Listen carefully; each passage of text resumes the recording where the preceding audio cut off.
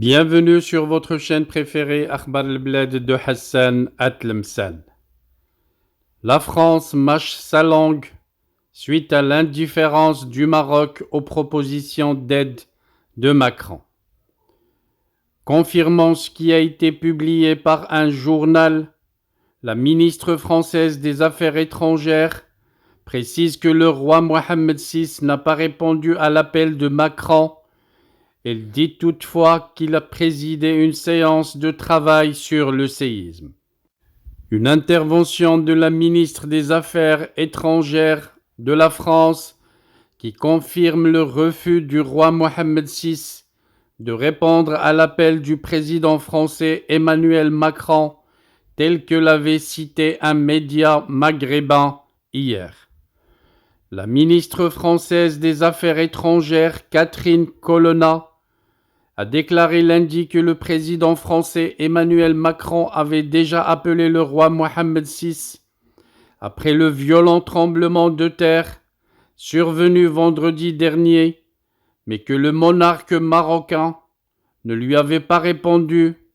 car l'appel coïncidait avec sa présidence des travaux, séance de suivi de la situation du séisme, notant que le royaume n'a pas dit non à la proposition d'aide française. Lors d'un talk show diffusé sur les réseaux RMC et BFM TV, Colonna a rapporté que le président français a eu plusieurs conversations avec le monarque marocain et qu'il a fait de même avec son homologue Nasser Bourita et que ces discussions de dimanche ont été longues, soulignant que tous les contacts se poursuivent à tous les niveaux. Elle ajoute malignement « Les gens souffrent et nous sommes prêts à réagir ». Selon les explications du ministre français, Macron a tenté de contacter le roi Mohammed VI alors que ce dernier présidait la séance de travail liée au séisme en compagnie du Premier ministre, des ministres concernés et des responsables militaires, confirmant qu'ils ne se sont pas entretenus par téléphone pour cette raison, mais ensuite ils ont échangé des messages concernant la catastrophe.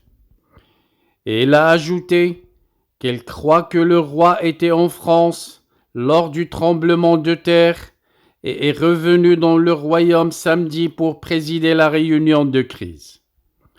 L'interlocuteur de Colonna a insisté pour comprendre si le Maroc avait rejeté la proposition d'aide française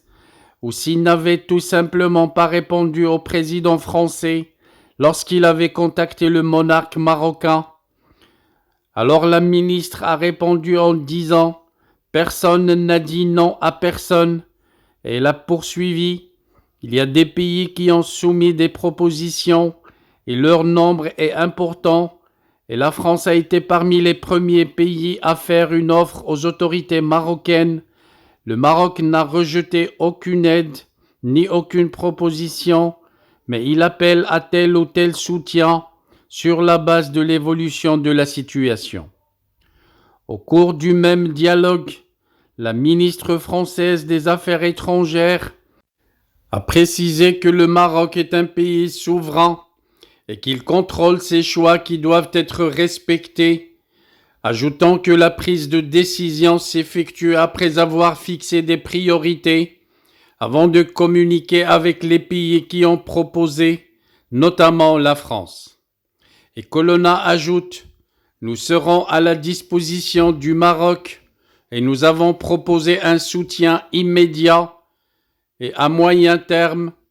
et du coup, la question du refus du roi de parler au président français par téléphone est devenue un sujet brûlant dans tous les médias français. Selon les données d'As-Sahifa, un média maghrébin, le président français Emmanuel Macron avait demandé à s'entretenir avec le roi Mohammed VI alors qu'il se trouvait dans l'avion qui l'emmenait au sommet du G20 dans la capitale indienne New Delhi, mais le monarque marocain avait refusé de recevoir l'appel, L'affaire ne se limite pas au refus du roi marocain Mohamed VI de recevoir l'appel du président français Emmanuel Macron, mais aussi au fait que les autorités marocaines ont ignoré toutes les demandes françaises d'assistance aux opérations de secours ou d'envoi d'équipes spécialisées pour rechercher les victimes sous les décombres dans les zones touchées selon le même média. Par contre, plusieurs pays amis du Maroc ont déjà leurs équipes de sauvetage sur place, aux côtés des forces armées royales, sans bruit ni manipulation politico-médiatique. La France ne veut pas comprendre que le Maroc est un pays souverain et qu'on ne peut pas s'immiscer dans ses affaires internes sous prétexte qu'il y a eu une catastrophe naturelle, car pour le savoir, Macron doit se mettre en tête que la catastrophe la plus lourde pour le Maroc et les Marocains, c'est l'attitude de la France depuis l'indépendance du Maroc. La France qui a pris beaucoup de territoire au Maroc pour l'annexer aux caporaux, ces caporaux en Algérie, l'État que la France avait créé pour pouvoir continuer à profiter des richesses de l'Afrique du Nord. La France a aussi commis plusieurs catastrophes par la suite, en refusant d'admettre la marocanité du Sahara, chose qu'ont déjà fait les États-Unis, l'Allemagne fédérale et l'Espagne, alors que la France, ancien colonialiste du Maroc, refuse de se l'admettre pour continuer à profiter des richesses de l'Afrique du Nord.